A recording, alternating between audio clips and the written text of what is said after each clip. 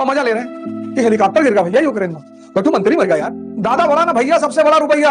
ये जो संसद में लोग बैठे हैं ये इनको तुम तनख्वाह देते हो, इस देश की जनता, और तुम ही जाके इनका पैर छूते हो। इस देश के मालिकों ने अपने नौकरों को बेअंदाज कर दिया। बोले शिक्षा शेरनी का दूध है, भैंस का नहीं, गाय का नहीं, शेरनी का। जो पिएगा वो दहाड़ेगा।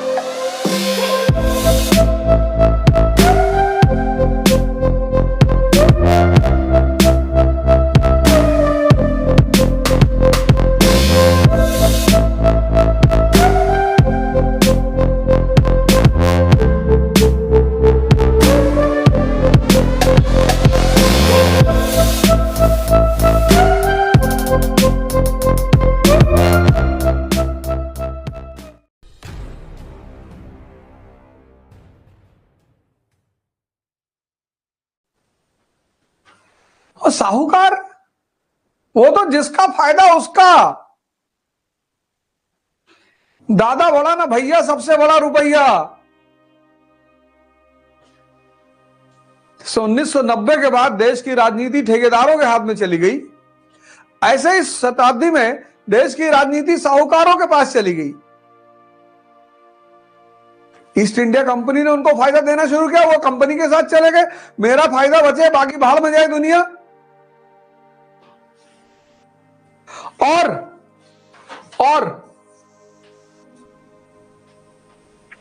विदेशी कंपनियों से कुछ सीखा नहीं, स्वयं को मॉडर्नाइज करने की कोशिश नहीं की। तुम सोच के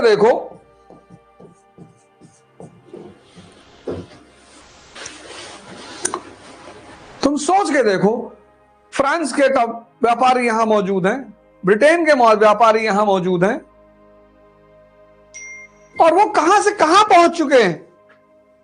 15th सेंचुरी से जो बदलाव शुरू हुआ यूरोप में, renaissance, geographical discovery, enlightenment era,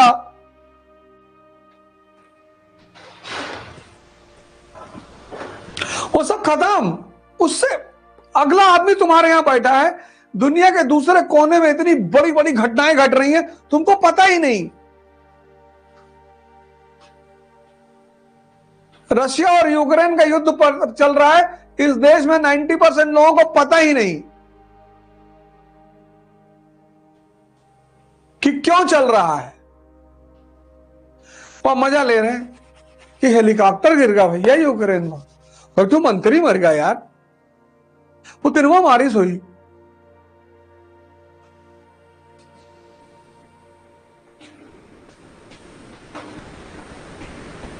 budget आया है, इस देश के 90% आदमी को नहीं पता होगा। ये जो संसद में लोग बैठे हैं ये इनको तुम तनख्वाह देते हो, इस देश की जनता। We the people of India solemnly resolve. और इनकी हिम्मत, और तुम ही जाके इनका पैर छूते हो। इस देश के मालिकों ने अपने नौकरों को बेअंदाज कर दिया है।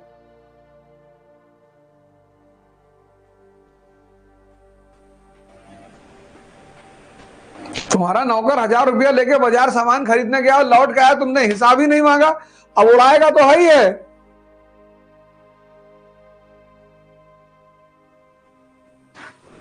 देखो, मैं डॉक्टर अंबेडकर को इसीलिए बहुत मानता हूं, बहुत। और एक चीज उनकी जो मेरे दिल में इंप्रिंट है, न्यूटन का चौथा लॉ देने वाले आदमी है डॉक्टर अंबेडकर, कि दुनिया में जितने भी लोग परेशान हैं, दमित हैं, शोषित हैं, वो शिक्षा की तरफ चले जाएं, पढ़ें। लोगों ने कहा काहे भैया? अरे बोले शिक्षा शेरनी का दूध है, भैंस का नहीं, गाय का नहीं, शेरनी का। जो पिएगा वो दहाड़ेगा।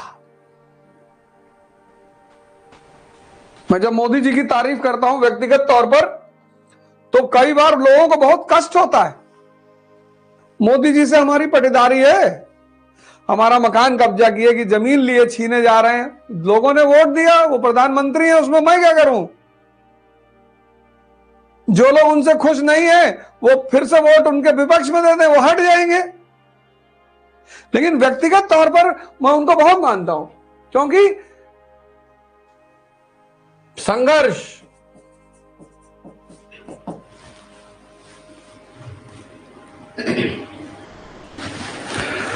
करुणा, योद्धा और क्रोध,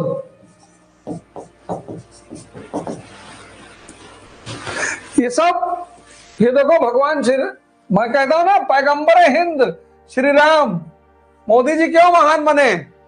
उन्होंने इनकी पूजा नहीं की, इनको आदर्श माना।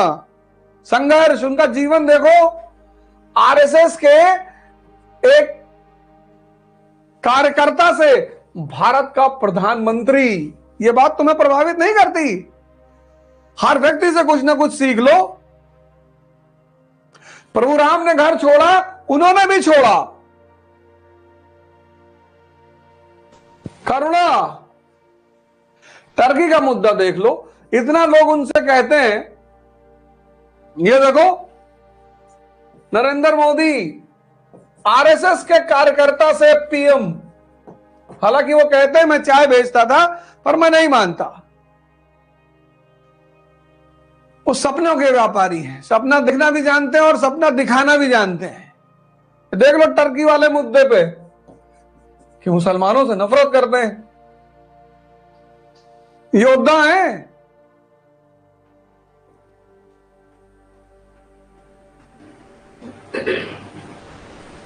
बिना मेंबर ऑफ पार्लियामेंट बने प्रधानमंत्री।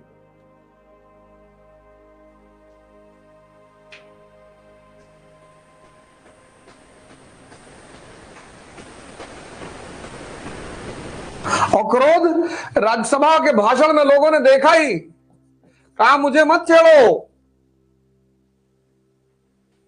इसको बोलते हैं व्यक्तित्व।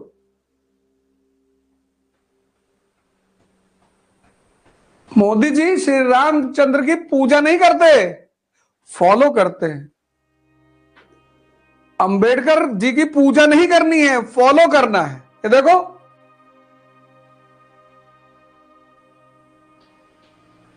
तुमको आश्चर्य नहीं लगता कि वो कहते थे मैं चाय बेचता, चलो ना भी बेचते रहो या बेचते रहो, लेकिन एक सामान्य आदमी प्रधानमंत्री दूसरा टर्म, तीसरा करे मैं बनने जा रहा हूं, अब की बार 400 के पार, मैं नहीं कह रहा हूं।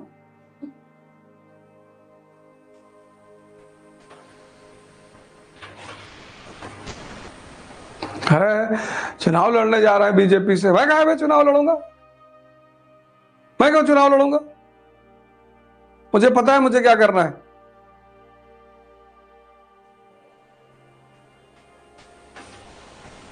राक्षस राज बाली, भगवान आए मांगने के लिए, भगवान राक्षस राज, वानर राज नहीं, राक्षस राज बाली। शुक्राचार्य ने पहचान लिया कि ये तो विष्णु भगवान है, तुमको धोखा देने हैं, बोले आए होंगे। मेरा काम है दान करना, मेरे दरवाजे पे जो भी आएगा मैं दान करूंगा। भगवान है तो क्या हुआ? अरे बोला तुमको धोखा देगा, बोले देने दो। भगवान ने कहा 3 पग जमीन चाहिए, बोला ले लो। 2 पग में सारा ब्रह्मांड कब्जा। भगवान ने कहा तीसरा